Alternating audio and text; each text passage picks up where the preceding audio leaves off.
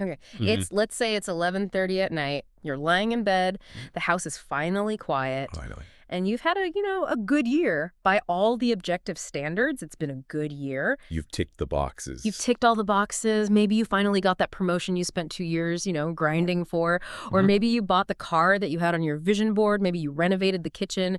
You have the things. Like tangible stuff. The tangible stuff. And yet you are staring at the ceiling and you just have this gnawing low-level hum in your chest. It's not sadness exactly. It's just a question. Is this it? Yeah. The post-achievement drop. Exactly. A very, very specific kind of emptiness. The drop, the itch, that realization that the arrival, the place you were trying to get to, it didn't actually change the internal weather system of your brain. Not at all.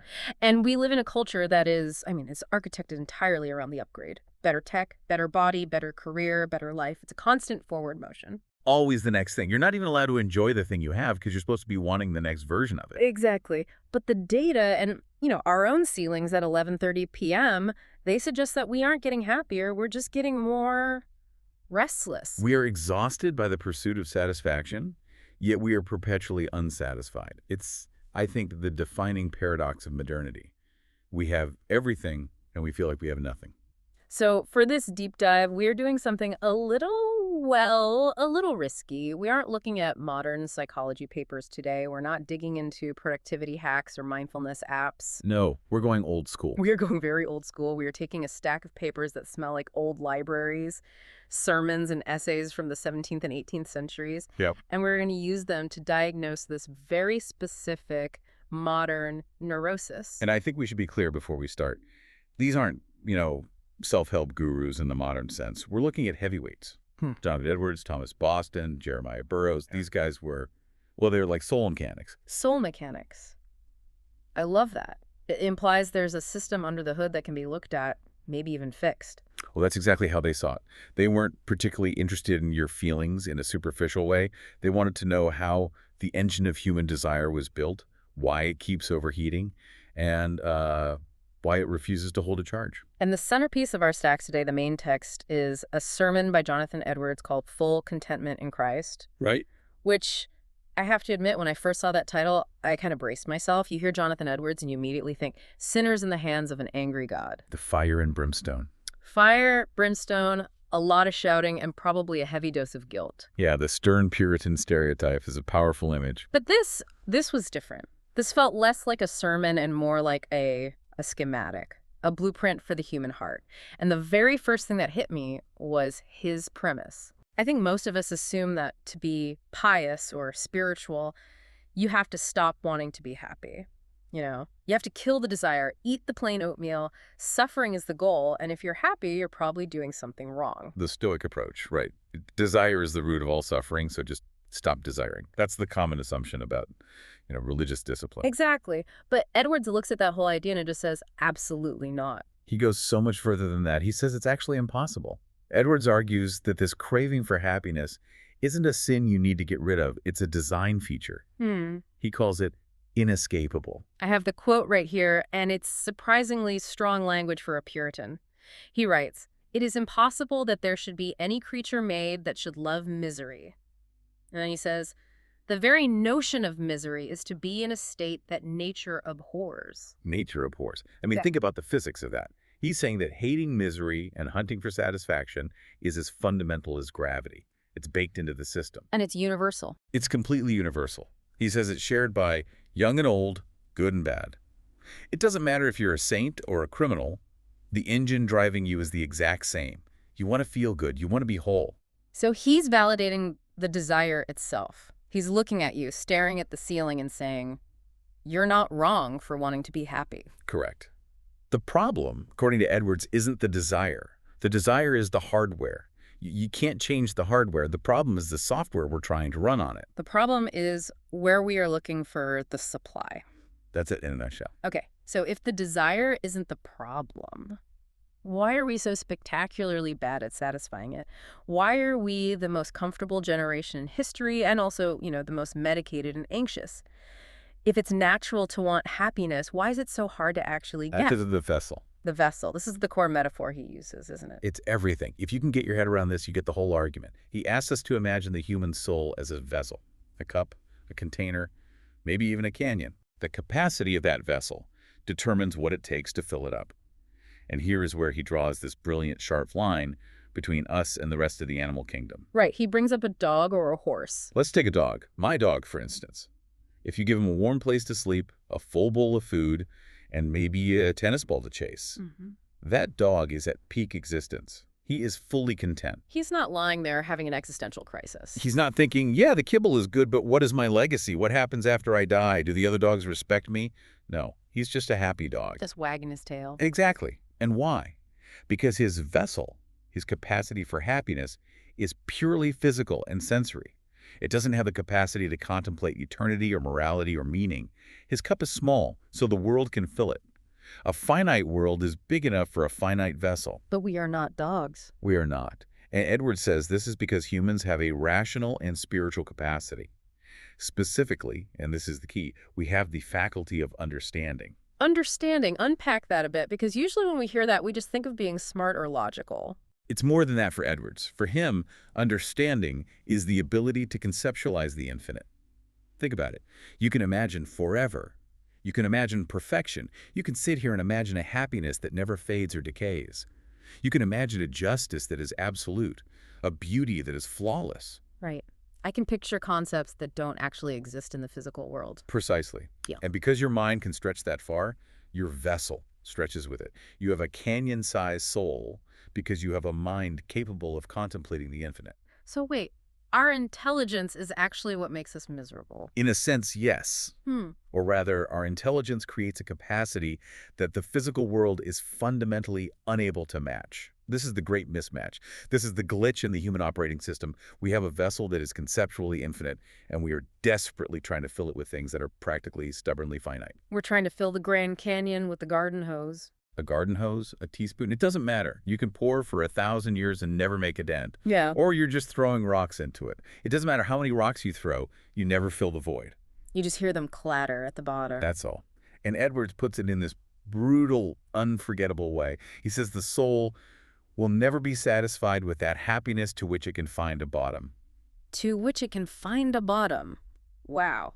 That's a haunting phrase. It is, isn't it? And think of what it means. If you can see the end of it, if you can master it, if you can figure it out, if you can use it all up, it will eventually bore you. It creates a ceiling on your satisfaction. The new phone. Or the new car. Day one, it's magic. You're unboxing it, you smell the leather, you touch the screen. It feels like the answer to a problem you didn't even know you had. It's perfect. Flawless. And then day 30, it's just the car you drive to work. It's just the thing you check your emails on. You found the bottom of the experience. The novelty is gone. Exactly. And once you find the bottom, the vessel, that vast canyon, remains just as empty as it was before. The echo just sounds a little different. So that explains the boredom, the restlessness. It's not that we're ungrateful brats. It's that we are literally trying to use a finite tool to fix an infinite need. We're using a hammer to fix a software bug. Precisely. And this leads us directly into the second part of our stack, what Edwards calls the insufficiency of the world. And this isn't just a religious point he's making. It's an observational one. It's just cause and effect. If the vessel is infinite, then the world, which is by definition created and finite, cannot, will not work as a filler. He uses some very poetic language here. He calls earthly things shadows and streams. Shadows versus the substance. Streams versus the ocean. It's a powerful contrast. Edwards writes, created things may gratify the senses temporarily, but they cannot nourish the soul. The shadow can't give you warmth like the sun. The stream can't quench a thirst for the ocean. And this is where we see that cycle of dissatisfaction he talks about. The text describes people cycling endlessly from one object of hope to another. Which is, that is literally the definition of modern consumerism. It's the engine of our economy. The next thing syndrome. Your phone is 2 years old. It's obsolete. Your car is 5 years old. You need the new model. Your clothes are from last season. Time for an update. It's a treadmill. It's a treadmill that's designed to speed up the faster you run.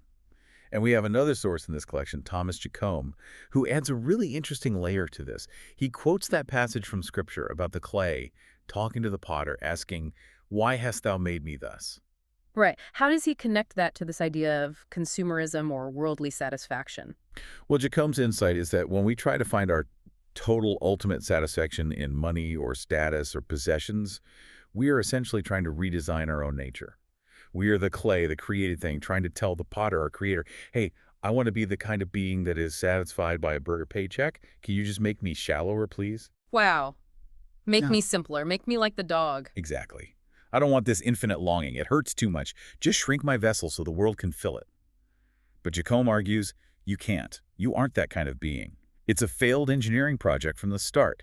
You can't hack your own soul to be smaller than it is. You can't dumb down your capacity for the infinite just to make your life a little easier. You can try. We all try. But you can't succeed. That's terrifying and liberating at the same time. The idea that you can't lobotomize your soul. You really can't. And another author in this stack, William Plimmer, he takes this same idea and applies it to the ambitious person. He has this stinging insight about ambition and envy. He defines the ambitious man as a tormentor to himself. A self-tormentor. I know a few of those. Why? Because, and this line is just brilliant, Plimmer says, each elevation widens his horizon. Walk me through that. Each elevation widens his horizon. Okay, think about hiking. You're at the bottom of a valley. You can't see very far. You see a hill in front of you. And you think, if I can just get to the top of that hill, I'll have the view. I'll be satisfied. I'll have arrived. The goal is clear. The goal is clear and seems achievable. So you sweat, you climb, you grind, you finally get to the top, exhausted but triumphant. And what happens? You see the next range of mountains. You see further. Your horizon expands. The higher you go, the more you see what you haven't climbed yet. The junior manager gets promoted to manager, and now he sees the director role. The director gets promoted, and now she sees the VP role. You see more land you don't own, more titles you don't have. So the very act of achieving your goal just reveals 100 new goals you didn't even know existed. Exactly. The more you get, the more you realize what you don't have. The horizon keeps moving away from you, always. So the finish line is a mirage. It's always a mirage. Plumer calls it being tossed from vanity to vanity. It's a mechanism designed to fail if the goal is peace. If the goal is just more, then yeah, you'll get more. But if the goal is contentment, the method of ambition is structurally incapable of delivering it. Okay, so let's recap where we are. We have an infinite vessel, the soul. We have a world full of finite things that are just shadows, and we are tormenting ourselves by trying to make these shadows fill the vessel, which just makes us see how much more we don't have. That's the diagnosis. That is a bleak diagnosis. It is. It's supposed to be. And that is exactly where Edwards wants you. He wants you to feel the impossibility of this situation. He wants you to feel the heat and the dust of the dry place. Because if you don't feel the dryness, the river doesn't look that appealing. Which brings us to section 3, the solution. Edwards points to Christ, but I want to pause here for a second. Because for a lot of people, the moment you say Jesus is the answer, a little switch flips in their brain. It sounds like a bumper sticker. It sounds like a cliche you hear in Sunday school, and then you just sort of tune out. It can sound simplistic, like a platitude. Right. But Edwards doesn't just say, have faith, and leave it there. Yeah. He gets really specific, almost mechanical, about why Christ fits the design of the vessel we just described. He addresses the engineering problem. Yes. This isn't just a leap of faith for him. It's a logical conclusion. He's engaging in what I call the economics of grace. He goes back to that powerful imagery from the book of Isaiah, rivers of water in a dry place. Rivers of water in a dry place. It connects right back to that stream versus ocean idea. It does. And here is the economic argument he makes, which is so countercultural. Edwards points out that worldly goods are, by their nature, zero-sum. Meaning Meaning if I have the corner office, you don't. If I eat the bread, you can't eat that same bread. If I buy the land, it's mine, not yours. The supply diminishes with use. It creates competition, scarcity, envy. it's a scarcity mindset. If you win, I have to lose. Or at least there's less left for me. That's the entire model of our world. But Edwards argues that Christ is an ever-flowing source. He says, and this is a quote, Christ's supply is not diminished by use. One soul drinking their fill does not lessen what remains for others. So it's an economy of abundance. My satisfaction doesn't take away from yours. It actually might increase it. It's a completely different system. You aren't competing for satisfaction. Okay, so the supply is infinite. But why does Christ specifically fit the vessel when nothing else does? Is it just because he's divine? Is it that simple? Well, yes, but Edwards breaks it down. He says it fits our capacity for what he calls excellence. Remember, he said our understanding is vast. We get bored easily. We find the bottom of things. Edwards argues that Christ is the only object excellent enough complex enough, beautiful enough to match that capacity. He talks about an infinite discovery, right? Yes, exactly. Think about a hobby you used to love. Maybe you got really into chess or baking sourdough or a specific video game. At first, it's all consuming, but eventually you hit a plateau, you figure out the mechanics, it loses its mystery, it becomes repetitive. I've definitely felt that. The magic wears off once you know how the trick works. The bottom has been found. Edwards says the nature of Christ is the exact opposite of that. He writes, "The more the soul apprehends him, the more beautiful and satisfying he appears." It's an inverse relationship to worldly things. The more you know, the more you realize you don't know. Because he is infinite. Exactly. It is an engagement of the mind that never hits a wall. Edwards says there is room enough for the mind to go deeper and deeper and never come to the bottom. You can study the character of God, his justice, his mercy, his creativity for 10,000 years and still find something new, something surprising, something beautiful. That's the only thing that can keep an eternal mind occupied without boredom setting in. He breaks this down into 3 pillars of satisfaction, doesn't he? Excellence is the first one. That kind of covers the intellectual need, the need for discovery. Right. Excellence is the substance that fills the mind. Then the second pillar is love. Let's talk about love, because my goodness, Yep. we kill ourselves for validation. We work 80-hour weeks because we want the boss to say good job. We curate our lives on social media because we want the likes. We want to be seen, to be valued. It's a huge driver of human behavior. But Edwards completely flips the script on it. He says, okay, imagine being the object of love from a person of infinite dignity. Infinite dignity. Think about it this way. If a celebrity you admire knows your name, you feel important for a week. If the president calls you, you feel important for a month. Why? Because their perceived status transfers to you in a small way. Right. Their significance rubs off on you. Edwards says, the creator of the universe, the being of ultimate, infinite significance, knows you, loves you, and chose you. That creates a sense of worth, a weight of glory that no career achievement or social media metric can ever touch. It stabilizes the ego because the highest possible authority has already validated you. You're not scrambling for scraps of approval anymore. That's the second pillar. And the third one was access. Access. He talks about Christ as the door to the Father. And this, he argues, resolves that deep existential alienation that so many of us feel. You know, that feeling of not quite belonging anywhere, of being an outsider looking in. Oh, yeah. The feeling that everyone else got the instruction manual for life and you were out sick that day. That's the one. Edwards says that's a spiritual reality because we are cut off from our source. We're like a lamp that's been unplugged. Christ reconnects the circuit. So you have a mind filled by excellence, a heart filled by love, and a state of belonging through access. That's the 3-part solution that perfectly fits the 3-part problem of the human vessel. So we move from the shadow to the substance, Yep. from the stream to the ocean. That sounds beautiful. Sounds complete. But I want to play human advocate for a second here. Please, go for it. This is where it gets real. I can know all of this. I can read Edwards and nod my head. I can see the logic. It's a perfect system. And then my flight gets canceled. Mm-hmm. Or the Wi-Fi drops out during an important Zoom call. Or I look at my bank account at the end of the month and I panic. The theory is full contentment, but the reality is I'm still grumpy, I'm still anxious, and I'm still complaining. You and me both. Knowing the theory doesn't automatically stop the emotional reaction in its tracks. There's a gap. There's a huge gap. And looking at our source material, these guys, specifically this one writer, Thomas Boston, they do not pull their punches when it comes to this gap between what we know and how we actually act. Oh, Thomas Boston. No, he does not. This is where we get into the really heavy stuff. We've diagnosed the problem and we've offered the solution. And now Boston comes roaring in to tell us what happens if we stay in that state of discontent, in that gap. And he calls it the hellish sin. The hellish sin of discontent. Not the unfortunate habit of complaining. The hellish sin. It's jarring to modern ears, isn't it? It sounds so extreme. Today, we view venting or complaining as almost therapeutic. Let it out, right? Get it off your chest. It's seen as good for you. Authenticity, right. Being true to your feelings. Boston comes along and frames it as heart blasphemy. Heart blasphemy. That is an intense phrase. What on earth does he mean by that? He argues that discontent is, in his words, a hell in the bosom.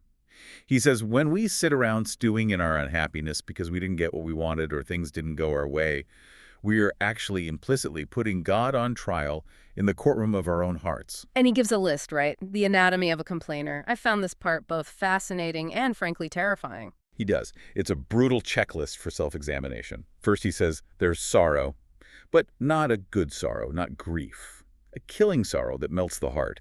It's that heavy, life-draining depression that comes from simply not getting your own way. Okay. Then there's fretting anger. This isn't righteous anger at injustice. This is, in his words, snarling at providence. Snarling at Providence. That's such a visceral image, like a dog barking at the hand that feeds it because the food wasn't the brand it wanted. That's a perfect analogy. Then comes rebellion. This is the wish to take the reins of government out of God's hands. It's that deep-down feeling of, I could run the universe better than this. If I were in charge, this wouldn't have happened. We've all felt that, even if we don't say it. And finally, and this is the core of the blasphemy idea, accusation. Boston says when we are discontent, we are accusing God of at least one of three things: folly, injustice, and cruelty. Whoa. Okay, slow down on that. Let's break those down. Accusing God of folly. Yes.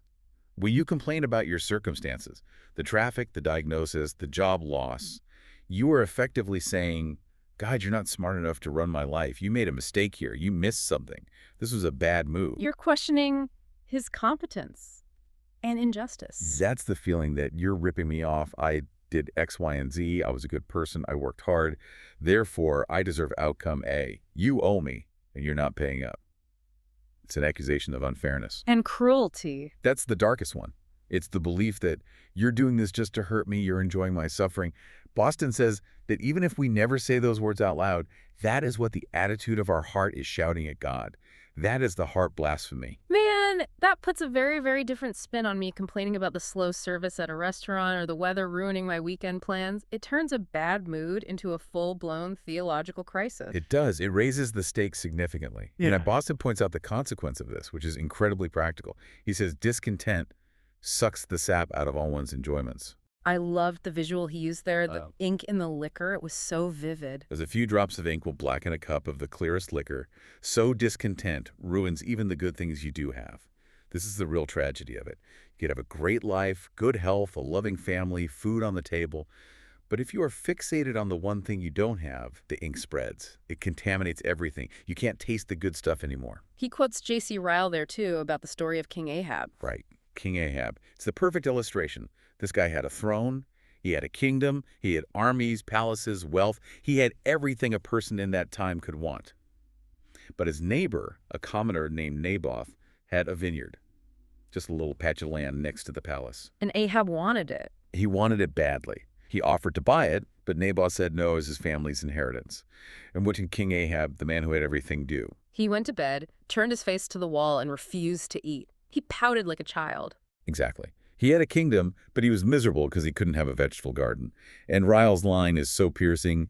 So long as Naboth's vineyard was not his, he was not content. We are all Ahab, aren't we? So often. We have the throne of modern convenience, hot water on demand, antibiotics, supercomputers in our pockets, but we're miserable over the vineyard of, I don't know, a verified checkmark on social media, or six-pack abs, or our neighbor's new car. We are absolutely Ahab. We allow the 1% of lack to poison the 99% of blessing. It's a terrible, self-destructive poison. And that's why this next section is so vital, because if the diagnosis is infinite vessel mismatch and the symptom is this hellish discontent, how do we actually fix it? How do we bridge that gap? How do we learn contentment? Because Jeremiah Burroughs, another author here, he calls it a mystery and an art. Yes. From his book, The Rare Jewel of Christian Contentment, I love that he calls it an art. It implies skill. It implies practice. It's not something you just magically have. You don't just wake up one day and decide to be content. You have to learn it, the way you learn a language or musical instrument. It takes effort and intention. Burroughs makes a distinction that I think is going to be a game changer for a lot of our listeners. I know it was for me. The distinction between being quiet and being silent. This is so crucial. It's the heart of the practical application. Silence, according to Burroughs, can just be repression. It's biting your tongue. You aren't complaining out loud, you're not making a scene, but inside you are boiling with rage or resentment. He calls it the shoe that pinches. The shoe that pinches. What a perfect metaphor. Yeah. The shoe looks fine on the outside. It's polished, it fits the dress code. But inside, it's tearing your foot apart. And no one knows but you. Right. We've all been there, smiling at the family dinner party while internally screaming about something someone just said. That is silence. And Burroughs says that is not contentment. Not even close. Yeah. So what is quiet? Quiet is different. Burroughs calls it a sweet, inward heart thing. It's a genuine settling of the spirit. It's not about holding back the shout. It's about the absence of the need to shout. It is the soul looking at the situation and saying, I am good. This is okay. I can rest here. He quotes that verse, "My soul, be thou silent unto God." Yes, but the sense of it is be quieted or be stilled. It's active, not passive. It's a submission that brings peace, not a repression that builds pressure. Okay, lay it on me. The million-dollar question. Yeah. How do we get from the pinching shoe to the sweetheart thing? Because that's what everyone wants to know. Thomas Jacomb, who we mentioned earlier, he gives us a very practical tool to get there. He calls it consideration. Consideration. It sounds a bit like, mindfulness. It is, in a Okay. way, but it's theological mindfulness. Jacomb says when you are freaking out, when you feel that discontent rising, you need to stop. Just stop. And consider 3 specific things about God's ordering of your life. He says you need to intellectually engage with the problem, not just emotionally react to it. So what are the 3 things to consider? Okay, first, you must consider that God's plan is irresistible. You have to look at your situation and accept that you can't fight the tide of providence. Fighting reality only breaks you against the rocks. It's the radical acceptance of what is. This is the situation. I cannot change it with my anger or my worry. So step 1 is surrender to reality. Right. Second, you have to consider that God's plan is righteous. You have to actively remind your frantic soul that God doesn't cheat. He isn't rigging the game against you unfairly. If you are in a hard season, it's not because the cosmic referee is corrupt or has it in for you. He is just. That's a huge one, because our default is often to feel like a victim of injustice. It is. And the third consideration, wise. This is the big one. Jacomb argues that God is the pilot of the ship. If you are a passenger on a ship in the middle of a raging storm and you don't know navigation and you don't know the waters of the stars, why in the world are you trying to grab the wheel from the captain who designed the ocean? It's illogical when you put it like that. It's completely irrational. Contentment comes from considering, okay, the pilot knows more than I do. The pilot sees the whole map. I only see the waves in front of me. I'm going to let go of the wheel. So it's an act of trust based on a logical consideration of who God is. Yeah. Irresistible, righteous, and wise. It is. It's trusting the pilot. Which leads us to the ultimate promise, the bedrock of all this. We see it in the texts from A.W. Pink and J.C. Ryle. They both zero in on one verse from the book of Hebrews, chapter 13, verse 5. I will never leave thee nor forsake thee. A famous verse.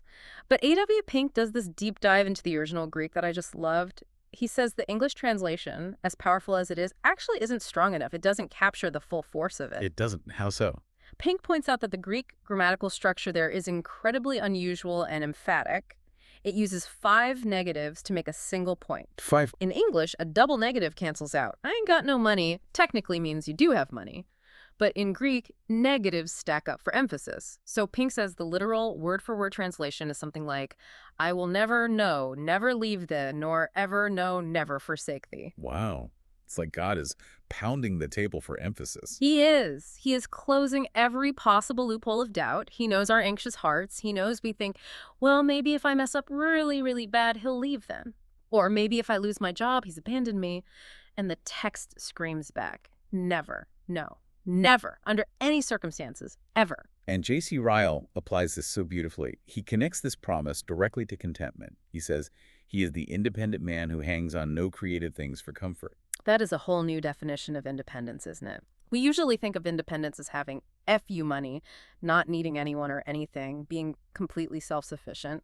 Ryle says, no, true independence is having a connection to God so strong, a trust in that 5 negative promise so deep, that you don't need things to be okay. You could lose the job, you can lose the money, you can even lose your health, but you haven't lost the substance. You've only lost the shadows. Your core well-being is untouched. That makes you, well, it makes you invincible in a way. It creates a fortress around your soul that circumstance cannot breach. The waves can crash, but the fortress stands. So we've covered the design, which is the vessel, the problem, the treadmill of the world. The solution, Christ as the ocean. The warning, Boston's hellish sin. And the method, Jacomb's consideration. Now comes the challenge, Octavius Winslow. He brings it all down to the concept of time. My times are in thy hand, from the Psalms. This is a huge one for control freaks, which, let's be honest, is most of us in the modern world. We like our calendars, our 5-year plans, our retirement accounts. Winslow directly confronts our anxiety about the future. We worry about the times of sickness, the times of financial hardship, the times of loss, or even just the times of uncertainty. And Winslow's point is that these times are measured out. They aren't random accidents. They aren't cosmic bad luck. They're dispensed moment by a father. It changes the whole texture of suffering, doesn't it? If a hardship is random, it's just terrifying and meaningless. If it's measured, it's bearable. It has a boundary. It's the difference between being attacked by a mugger in a dark alley and being operated on by a surgeon in a hospital. Both involve pain. Both might involve knives. But one is meant to harm you, and the other is meant to heal you. Winslow is saying, if your times are in God's hand, you are on the operating table, not in the back alley. The pain has a purpose, even if you can't see it in the moment. That is a powerful, powerful image, and Edwards comes back in for the final call to action. He separates the world into two groups of people. The thirsty and the destitute. He says those who stay away from the river, from Christ, are spiritually destitute, even if they are outwardly rich. They are billionaires starving to death at a banquet of shadows. And those who come to the river. They find a stable contentment that does not rise and fall with circumstances. And that's the key word, isn't it? Stability. Not a manic, fleeting happiness that depends on the stock market or your relationship status, but a deep, abiding happiness that is anchored in the ocean, not tossed about by the waves on the surface. So let's bring this all the way back to where we started. The bedroom. 11:30 p.m. The quiet. The itch. We've learned that the vessel of your soul is simply too big for the world to fill. It's not a bug, it's a feature. You were designed that way. You were built for the infinite. And Jonathan Edwards is telling us across 3 centuries that we are trying to fill the Grand Canyon with a garden hose. And we're wondering why we're so thirsty and why it's taking so long. Exactly. Stop blaming the hose. Stop trying to find a better hose. It's just too small for the job. It will always be too small. I want to leave our listeners with a final thought, a phrase from William Plumer that has really stuck with me since I read it. Yeah. He says, we are borrowers, not owners of our comforts. That's the perspective shift right there. From ownership to stewardship. Changes everything. So here's the question to mull over tonight or tomorrow or whenever you find yourself staring at that ceiling. If you woke up tomorrow morning with only the things you were truly, deeply grateful for today, what would you have left? That's the question. A terrifying and revealing question. And if Edwards and all these other soul mechanics are right, and Christ is the only substance that can fill the vessel, are you spending your life chasing the shadow or the reality? The shadow or the reality. A choice we all have to make. Thanks for diving deep with us. We'll see you next time.